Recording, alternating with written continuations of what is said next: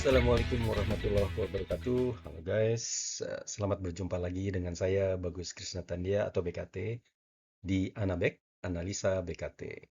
Timnas Indonesia mendunia, ya oke. Guys, udah mulai deg-degan nggak sih, harap-harap cemas menjelang ronde keempat? Anyway, Baswe masih ingat kan di video sebelumnya bagian satu kita membahas persiapan Timnas Arab Saudi menuju ronde 4 kualifikasi Piala Dunia 2026 serta melihat karir dan prestasi pelatihnya Fernand yang ternyata lebih cocok saat menangani timnas dibanding menangani klub.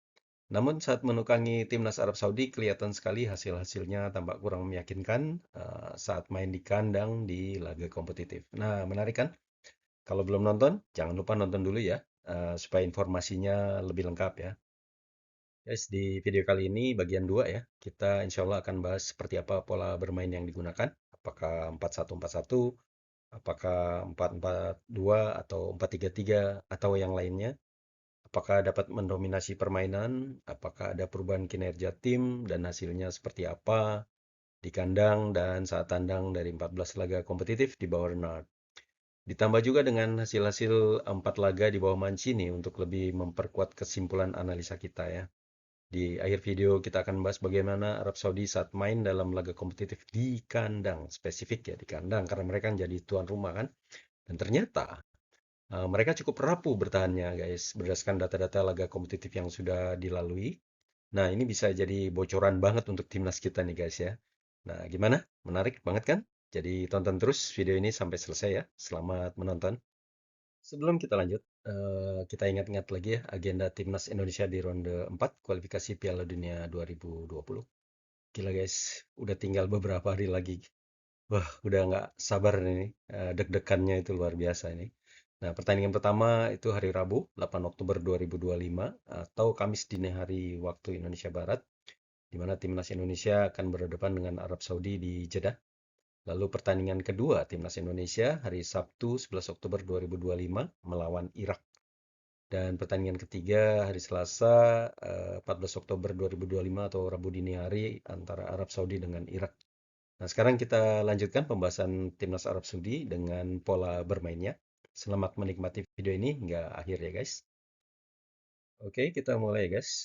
Sebagai catatan di pojok kiri bawah ini ya, bahwa Mancini menggunakan pola 3-4-2-1 di dua pertandingan awal ronde 3 kualifikasi Piala Dunia dan kemudian mengubah ke 4-3-3 di dua pertandingan berikutnya.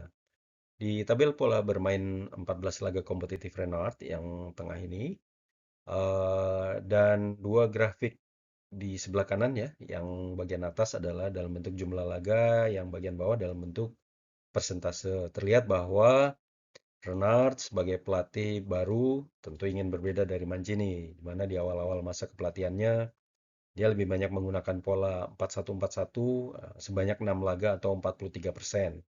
Mungkin ini dimaksudkan untuk lebih mendominasi permainan dan lebih agresif, namun ternyata hanya menghasilkan 33% kemenangan dan 50% kekalahan. Ya, 41-41-nya 6 laga di sini. Kemudian Renard merubah pola ke 4-4-2 dan dia tampilkan dalam dua laga agar lebih seimbang ya pertahanannya. Kemudian ini menghadirkan 50% kemenangan dan tetap 50% kekalahan. Lalu dia merubah lagi menjadi pola 5-4-1. Kebetulan ini hanya satu laga saja. Dimaksudkan tentu dengan 5 back lebih bertahan ya. Dan ini menghasilkan seri menghadapi lawan yang lebih kuat dalam hal ini Jepang. Kemudian mengubah lagi ke pola 4-3-3, 4 pertandingan ya, 4 laga untuk lebih agresif lagi dalam menyerang. Namun ternyata hanya menghasilkan 25% kemenangan dan sekali lagi 50% kekalahan. Lalu sempat mencoba 4-2-3-1 sebanyak satu laga, di mana ini mengandalkan serangan balik cepat lewat sayap ya dan menghasilkan 100% kemenangan yang kebetulan pada saat di Gold Cup dia melakukan ini.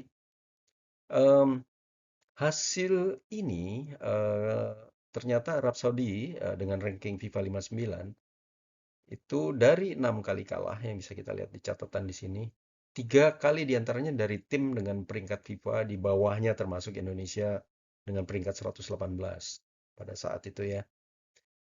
Satu lagi guys, kecuali menang lawan Irak, ya, peringkat 58 yang ada sedikit di atasnya, Arab Saudi belum pernah menang dari lawan dengan peringkat FIFA di atasnya.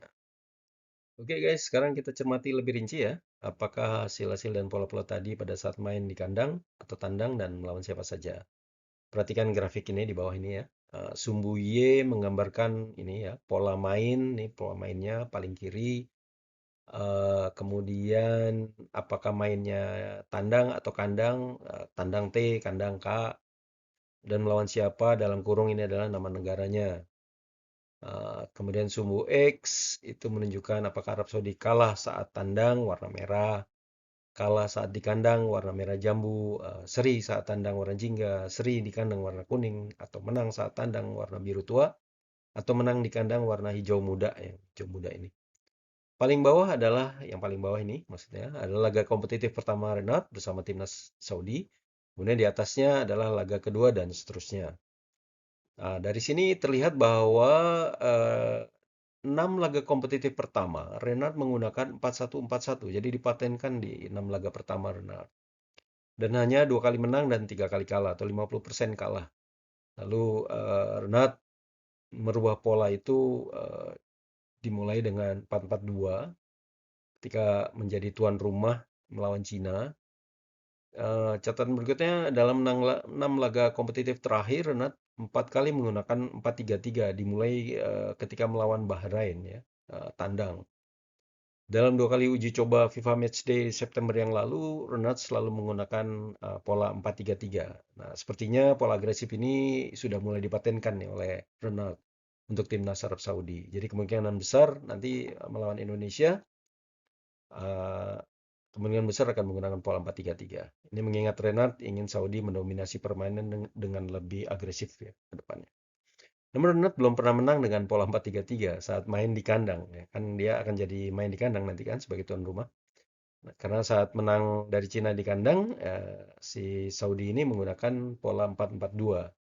Namun yang perlu digarisbawahi bahwa 90% dari semua pertandingannya ini ya, eh, Renat menggunakan pola 4 back, di mana menghasilkan 33% kemenangan. Di mana ini masih lebih rendah dari rata-rata karirnya yang mencapai 39,5% kemenangan. Renat belum pernah menggunakan pola 3 back dalam 14 pertandingan, bisa dilihat. Jadi semuanya pola 4 back atau pola 5 back. Sekarang kita lihat guys data-data perbandingan saat di bawah Mancini versus Renard. Ini adalah tabel 18 laga kompetitif timnas Arab Saudi, di mana 4 laga awal itu di bawah Roberto Mancini, yang 4 laga awal ini, dan 14 laga berikutnya di bawah Renard. Mancini 3 kali main di kandang, menghasilkan 2 seri dan 1 kalah, sementara 1 tandang menghasilkan kemenangan. Nah, sementara Renard ternyata juga 3 kali main di kandang, menghasilkan 1 menang dan 2 kalah. Lalu 11 tandang menghasilkan 4 menang, 4 kalah, dan 3 kali seri. Kita fokus pada data-data penguasaan bola ya, ini possession yang kolom ini. Kemudian jumlah tendangan atau shots kolomnya ini. Kemudian juga tendangan ke gawang atau shot on target atau SOT kolomnya yang ini. Warna hijau, yang hijau-hijau ini berarti Arab Saudi dominan atau unggul. Sementara warna kuning berarti lawannya yang dominan atau unggul. Nah, tampak dari tabel ini, dari 18 laga, Arab Saudi mendominasi 13 laga diantaranya. Arab memang master of possession ya. Jadi jangan kaget kalau mereka memang jagonya penguasaan bola karena skill mereka ya. Tekniknya luar biasa negara-negara Arab itu. Apalagi Arab Saudi. Sekarang kita coba gali lagi ya dari tabel 18 laga yang sudah kita lihat barusan. Kita bedah lebih lanjut ya guys. Pada grafik penguasaan bola di tengah ini grafik penguasaan bola. Timnas Arab Saudi diwakili oleh garis hijau dan lawan-lawannya diwakili oleh garis merah. terlihat bahwa 4 laga awal di bawah Mancini, ini 4 laga awal di bawah Mancini datanya ya, itu Arab Saudi mendominasi lawan-lawannya hingga mencapai 62%. Ini besar sekali angkanya. Kemudian 14 laga berikutnya di bawah Renard masih dominan juga, tapi rata-ratanya sedikit menurun menjadi 58% di sini. Kemudian kalau kita bedah lebih lanjut dari 14 laga bersama Renard, ternyata 7 laga awal di bawah Renard rata-rata dominasinya lebih dari 70%, guys. Tinggi banget ini. Sebaliknya di 7 laga terakhir bisa menurun drastis hanya sekitar 45% saja sehingga didominasi oleh lawan-lawannya. Sebagai tuan rumah ronde keempat dan dalam 6 laga kandangnya, Arab Saudi ternyata masih mendominasi dengan rata-rata hampir mencapai 70%. Bahkan dalam 3 laga kandang terakhir mereka, itu lebih tinggi lagi hingga mencapai 76%. Ini luar biasa dominasinya. Kita ingat tadi sudah saya sampaikan rata-rata tim Timur Tengah itu terutama Arab Saudi ya, karena punya kemampuan teknik dan skill yang tinggi, sehingga mereka cenderung mampu mendominasi lawan-lawannya dalam hal penguasaan bola. Lalu pertanyaannya adalah apa yang didapat dari timnas Arab Saudi? Keuntungannya apa dengan penguasaan bola yang sedemikian tinggi ini terhadap lawan-lawannya ya? Apakah peluang dan jumlah golnya jadi semakin banyak? Kemudian peluang serta gol lawan semakin sedikit untuk Saudi bisa memenangkan pertandingan, terutama saat main di kandang ya, karena timnas kita kan akan main di kandang mereka nanti. Nah guys, grafik di sebelah kanan ini itu akan menjawab hal ini ya, pertanyaan ini ya. Di mana dengan korelasi rata-rata jumlah tendangan atau shots ya, kemudian tendangan ke gawang atau shot on target SOT dan jumlah gol dari Saudi dan apa yang terjadi dengan lawan-lawannya. Nah, ini kita bisa lihat dari grafik yang ini guys ya. Dari sini kinerja menyerang dulu ya, kita lihat ya kinerja menyerang Arab Saudi. Jadi itu bisa dilihat di SOT Saudi, eh, kemudian juga golnya Saudi dan juga jumlah tendangan Saudi. Jumlah tendangan atau shot Saudi yang ini, Saudi lebih baik di bawah Mancini, yang warna merah ini adalah di bawah Mancini. 13,8 tendangan yang dihasilkan per laga dibanding Renat yang hijau. Ini Renat lebih rendah ya. Kemudian seperti di grafik penguasaan bola ya, bisa terlihat di situ kan ya. Kemudian jumlah tendangan di 7 laga awal yang warna kuning itu lebih baik dari Mancini ternyata ya, tinggi sekali. Kemudian 7 laga akhir atau biru ini menurun sangat drastis kemampuan dari tim Saudi dalam melakukan tendangan. Eh, Sehingga kita bisa mengatakan bahwa kinerja penyerang-penyerang Saudi dalam tren menurun, di mana polanya bisa kita lihat tadi cenderung ke mematenkan ke 4-3-3 kan.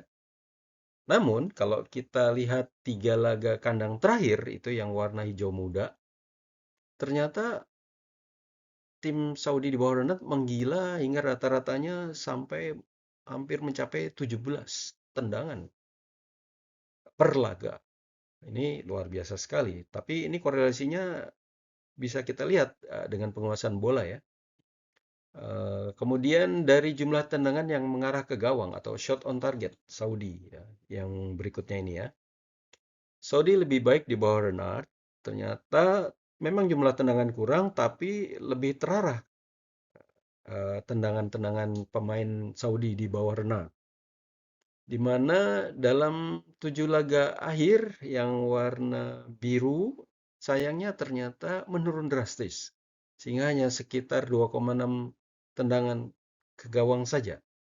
Ini berarti penyerang-penyerang Saudi sedang berada dalam tren menurun dalam menciptakan peluang dengan mengarahkan tendangan ke gawang. Namun, dalam 3 laga kandang terakhir, mereka menggila menjadi 6,3 tendangan mengarah ke gawang per laga. Artinya, peluang untuk menciptakan gol semakin tinggi. Hal yang sama dalam jumlah gol, Saudi lebih baik, ini jumlah gol Saudi ya. Kelihatan golnya di bawah Renat yang hijau lebih baik dibanding Mancini. Namun di 7 laga akhir itu menurun hanya sekitar 0,71 saja. Ini yang warna biru ini ya. 0,71 gol per laga. Dari sebelumnya yang lebih tinggi sekitar 1,43. Dan itu lebih rendah dari Mancini ya, 7 laga pertandingan terakhir. Ini berarti kinerja penyerang Saudi dalam tren menurun, ketajamannya dalam membuat gol. Eh, Namun kalau kita lihat dari laga kandangnya, ternyata dalam 3 laga kandang terakhir cukup lumayan. Itu mampu mencetak 1,33 gol per laga. Sekarang kita lanjutkan dengan melihat kinerja bertahan timnas Arab Saudi ya, atau berarti kinerja menyerang dari tim lawan-lawannya ya. Dari jumlah tendangan lawan atau SOT lawan yang bisa dilihat di sini dari grafik ini, Saudi bertahan lebih baik di bawah Mancini berwarna merah ya, dibanding Renat yang berwarna hijau. Di 7 laga akhir itu menurun sehingga lawan dapat membuat 10 tendangan per laga dari sebelumnya 9,6. Ini berarti kinerja bertahannya untuk mempres lawan dari Saudi sedang dalam tren menurun juga. Namun dalam 3 laga kandang terakhirnya ternyata bertahannya cukup lumayan sehingga lawan hanya mampu membuat 6,3 tendangan saja per laga. Dari jumlah tendangan lawan yang mengarah ke gawang atau SOT lawan yang ini, Saudi lebih baik di bawah Mancini, sama seperti tadi dibanding Renard. Di 7 laga akhir itu menurun dari 2 shot on target menurun 1,5 kali sehingga lawan bisa membuat 3,3 tendangan ke arah gawang. Ini berarti kinerja bertahannya untuk menutup rapat peluang lawan dalam tren menurun juga. Namun dalam 3 laga kandang terakhir ternyata cukup lumayan membaik sehingga lawan hanya membuat 2,3 tendangan mengarah ke gawang per laga saja. Dari sisi gol yang paling kanan ini, Mancini lebih baik daripada Renard, namun agak anomali nih guys. Bahwa jumlah rata-rata gol lawan menurun di 7 laga terakhir Renard, yaitu hanya 0,86 saja dari sebelumnya 1,43 gol per laga. Berarti kinerja bertahannya terutama kiper semakin baik ya dalam menggagalkan lawan membuat gol. Namun ini masih tetap lebih tinggi daripada rata-rata gol yang dicetak penyerang Saudi yaitu 0,71. Artinya masih ada ruang untuk memperbaiki kinerja bertahan terutama kiper dan sekaligus peluang bagi lawan untuk memenangkan pertandingan karena peluang mencetak golnya lebih tinggi daripada Saudi berhasil mencetak gol. Nah, dalam 3 laga kandang terakhir terlihat pertahanan Saudi lebih rapuh dan ini berita baik buat kita karena ternyata lawan berhasil mencetak 1,67 gol per laga. Jadi peluangnya makin besar untuk mencetak gol. Oke guys, sekarang kita lihat bagaimana ketajaman tim dalam menembak ke arah gawang dan mengonversinya menjadi gol. Ini dan berikutnya ada grafik juga nanti berikutnya. Itu adalah 2 grafik terpenting di video kita kali ini. Kita lihat dulu grafik yang satu ini ya. Ini adalah grafik kinerja menyerang timnas Arab Saudi. Ya, bisa dibaca di situ kinerja menyerang. Em, jadi di grafik ini garis biru tua yang atas ini adalah penguasaan bola, kemudian garis merah itu adalah ketajaman menembak ke arah gawang atau rasio dari shot on target dibagi jumlah tendangan, kemudian garis hijau yang di bawahnya ini itu adalah kemampuan klinis dalam mencetak gol, di mana merupakan rasio dari gol dibagi dengan jumlah tendangan yang mengarah ke target atau ke gawang. Terlihat bahwa 3 laga kandang terakhir di bawah Renard, para penyerang Saudi meningkat dan cukup tajam dalam memanfaatkan peluang menembak ke gawang, di mana SOT per shotnya 38% ya. Yang lihat paling kanan ini di 3 laga kandang terakhir. Seiring dengan dominasinya yang mencapai 76%. Kemudian rata-rata 14 laga sebagai pembanding saja di bawah Renard hanya 34% ya yang di sini. Sementara 7 laga terakhir Renard itu cukup ya agak lebih tinggi ya 37%. Namun terlihat kurang klinis dalam mencetak gol, bahkan menurun cukup rendah. Bisa kita lihat dari garis yang hijau ini. Hanya 21% saja yang bisa dilihat ini ya, yang menjadi gol dari semua tendangan yang on target. Dibanding rata-rata Renat yang mencapai 27% dan 7 laga terakhirnya juga 27%. Jadi main di laga kandang agak menurun klinisnya dari para penyerang Saudi. Sebagai kilas balik ke saat Saudi menang di laga kandang lawan Cina, kita lihat sejenak proses terjadinya gol oleh Salim Al-Dawsari ya guys. Wang Dalei there to make the save once again for China. 49th minutes. Al-Dosari to Yahya, who pulls the trigger. It's a fine save back inside to Al-Dosari. And Saudi Arabia have their lead. Adalah grafik kinerja bertahan atau kinerja menyerang lawan. Dalam 3 laga kandang terakhir di bawah Renard, para pemain bertahan Saudi dalam tren menurun untuk mencegah lawan menembak ke gawang dari peluang yang ada. Hanya 37% on target ya, bisa dilihat di sini dari seluruh tendangan. Walaupun sangat mendominasi permainan yang tinggi 76%, tapi bertahannya sedang menurun Saudi. Rata-rata 14 laga Renard itu berhasil hanya menahan para pemain lawan untuk menembak ke arah gawang 32% saja dan 7 laga terakhir hanya 33% saja.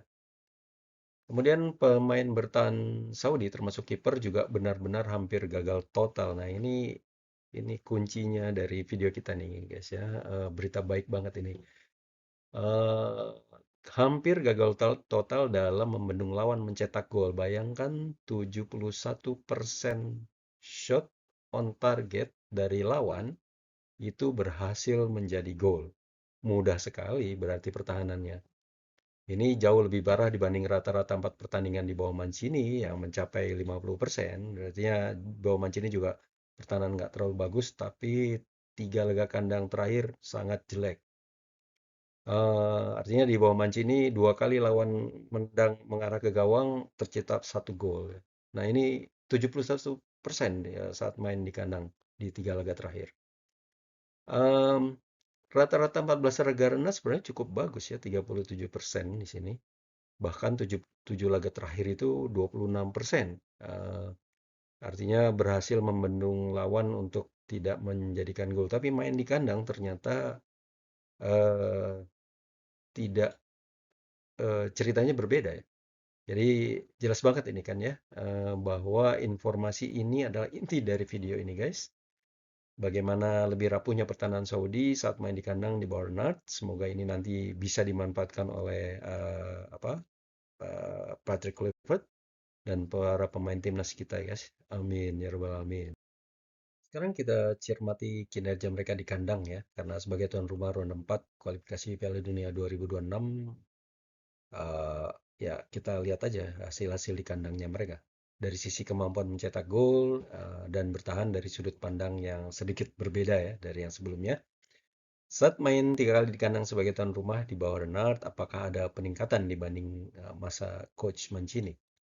Nah, gol memasukkan per laga atau disingkat GMPL yang sini ya, gol memasukkan per laga ternyata meningkat 4 kali lipat dari 0,33 di bawah Mancini yang kuning ke 1,33 eh, di bawah Renard ya dengan jumlah laga yang sama di kandang. Ini luar biasa, ini menunjukkan bahwa Renard sudah berhasil menaikkan kemampuan para penyerangnya dan Arab Saudi berpotensi mendapatkan keuntungan laga kandang dalam hal membuat gol ya, lebih klinis ya.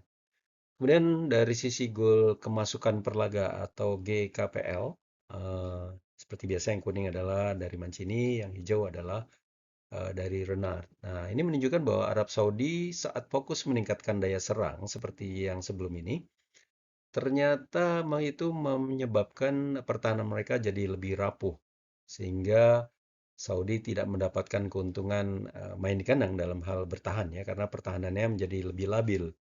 Penyerangannya membaik, tapi pertahanannya memburuk. Nah, kira-kira seperti itu ya. Kemudian dari sisi near bobol atau clean sheet, ternyata tetap sama dari 6 pertandingan sama.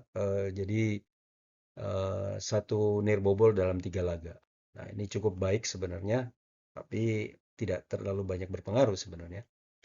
Dari butir 1 dan 2 di atas mengindikasikan bahwa tim Arab Saudi di bawah Renard dalam menyerang lebih baik, namun lebih labil dalam bertahan dan tidak lebih baik dari Mancini ya. Dan ini sekali lagi membuka peluang timnas Indonesia memenangkan laga dengan bertahan rapat untuk mengurangi peluang mereka mencetak gol, mancing keluar pemain-pemain Arab Saudi, kemudian menekan kuat main fisik, ya, tapi yang fair ya, untuk merebut bola, lalu melakukan transisi cepat dan serangan balik cepat untuk mencetak gol, memanfaatkan labilnya pertahanan mereka. Oke guys, sekarang kita lihat bagaimana karakter dan determinasi timnas Arab Saudi saat main di 6 laga kandang dari sisi mencetak gol dan bertahan. Kita lihat dari gol memasukkan atau GM ya, ini yang GM di baris pertama. Di bawah Mancini dan Renat itu berada di antara menit 16 hingga 90 plus. Ini menunjukkan bahwa Arab Saudi bermain hati-hati di kandang di awal laga, nggak langsung tancap gas mereka.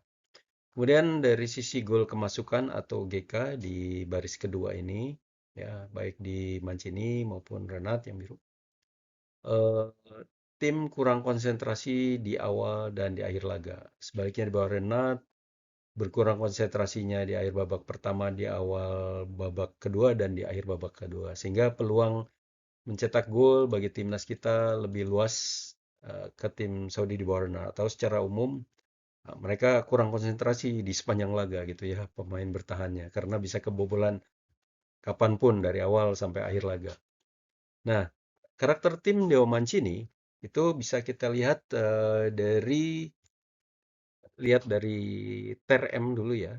TRM itu adalah tertinggal gol, em, lalu kemudian menang, atau TRS tertinggal gol lalu seri, atau TRK tertinggal gol lalu kalah. Kemudian ada istilah lagi GDM, yaitu gol duluan lalu menang. GDS gol duluan lalu seri. Kemudian GDK gol duluan lalu kalah. Oke. Nah, kita lihat bahwa eh, pada saat di bawah Mancini, ternyata ada satu TRS dan TRK, atau tertinggal gol lalu seri, tertinggal gol lalu kalah, dan tidak menghasilkan kemenangan. Nah, ini berarti bahwa secara karakter atau mental tidak cukup kuat untuk memenangkan pertandingan jika tertinggal terlebih dahulu. Mungkin saja cenderung gugup di hadapan pendukungnya sendiri ya, mungkin ya, karena beban mental dan ekspektasi pendukung. Nah, hal ini lebih buruk di bawah Renat. Karena kita lihat di bawah Renat ada TRK, GDM, dan GDK.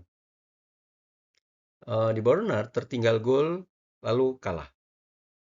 Kemudian gol duluan lalu menang, oke, itu wajar. Kemudian gol duluan lalu kalah. Jadi bisa dikena comeback dia. Jadi tim masih labil secara mental, seperti kurang konsentrasi dan sulit menang jika tertinggal lebih dahulu. Dan juga atau untuk dapat mempertahankan keunggulan dan memenangkan pertandingan. Eh, Kemudian ini berarti membuka peluang lebih besar buat timnas Indonesia untuk menang atau seri dengan mencuri gol lebih dahulu. Oke guys, ini grafik ini sebenarnya seperti tadi pembahasannya, yaitu berupa gol memasukkan yang warna hijau dan juga gol kemasukan warna merah. Kita sudah bahas tadi, tapi supaya lebih enak membayangkannya ya, karena kita bicara sepanjang pertandingan untuk melihat karakter dan determinasi timnas Arab Saudi tadi saat main di laga kandang ya. Eh, kita lihat bahwa gol memasukkan ya tadi kita kan udah bahas ya gol memasukkan yang warna hijau ini di bawah Mancini dan Renat berada di antara menit ke-16 hingga akhir 90 plus. Ini menunjukkan bahwa Arab Saudi bermain hati-hati di kandang di awal laga, nggak langsung ngegas. Kemudian gol kemasukannya yang warna merah di bawah Manci dan Renat ini terlihat bahwa sepanjang laga lawan bisa mencetak gol gitu kan, dan Arab Saudi bisa kemasukan. Itu berarti menunjukkan bahwa konsentrasi pemain bertahan di hampir sepanjang laga kurang atau rendah. Sehingga sekali lagi ini menunjukkan bahwa peluang timnas untuk menang atau seri dengan setidaknya mencuri gol terlebih dahulu itu sangat-sangat terbuka. Sebagai penutup, kita simpulkan pembahasan timnas Arab Saudi kali ini ya.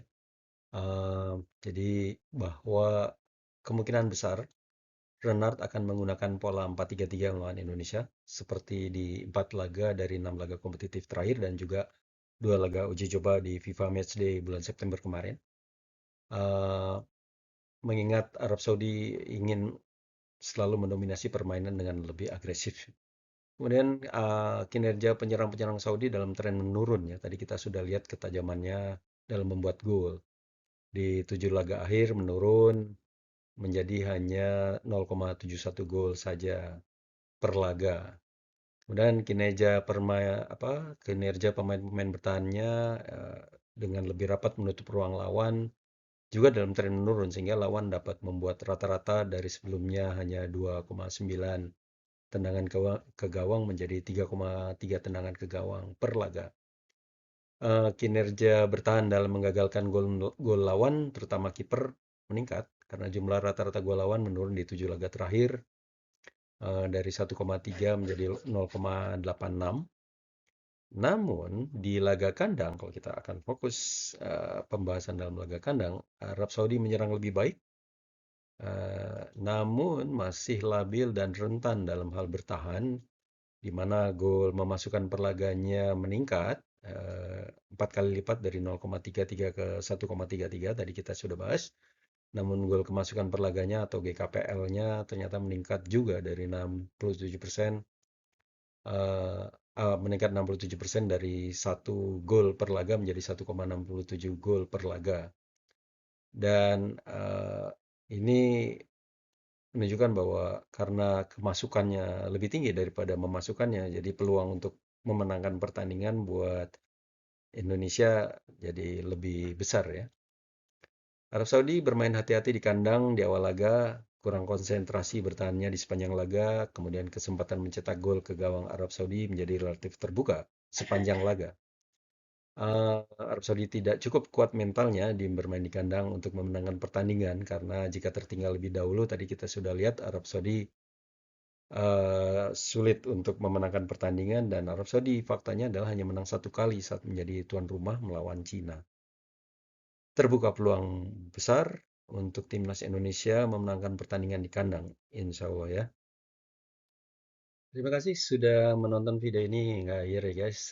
Semoga video ini dan rangkaian video berikutnya insya Allah dapat menambah lagi pengetahuan kita tentang timnas Arab Saudi ya. Video berikutnya bagian 3 akan lebih seru lagi nih karena kita akan bahas grafik BKT ini. Saya kasih tipis-tipis bocorannya. Ini adalah grafik pemilihan pemain inti dan cadangan yang dimainkan. Ya, lucu ya warna-warni tampilannya. Nah, jangan lupa ditonton nanti video bagian 3-nya karena kita akan bahas grafik ini. Siapa saja yang menjadi pemain pilihan Ronald akan terlihat yang hampir tidak tergantikan ya sebagai pemain andalan. Kemudian siapakah yang dijadikan senjata rahasia tim? Jika kalian punya pertanyaan dan atau pendapat koreksi terhadap informasi yang disajikan atau masukan dan atau informasi tambahan, mohon dituliskan di kolom komentar. Semoga kalian menyukai video ini dan jangan lupa untuk subscribe dan like di channel YouTube saya Bagus Tania 2375. Tetap semangat guys, mari kita jadikan sepak bola alat pemersatu kita semua. Akhirul kalam, wassalamualaikum warahmatullahi wabarakatuh. Sampai berjumpa kembali di video berikutnya bagian ketiga ya, insya Allah.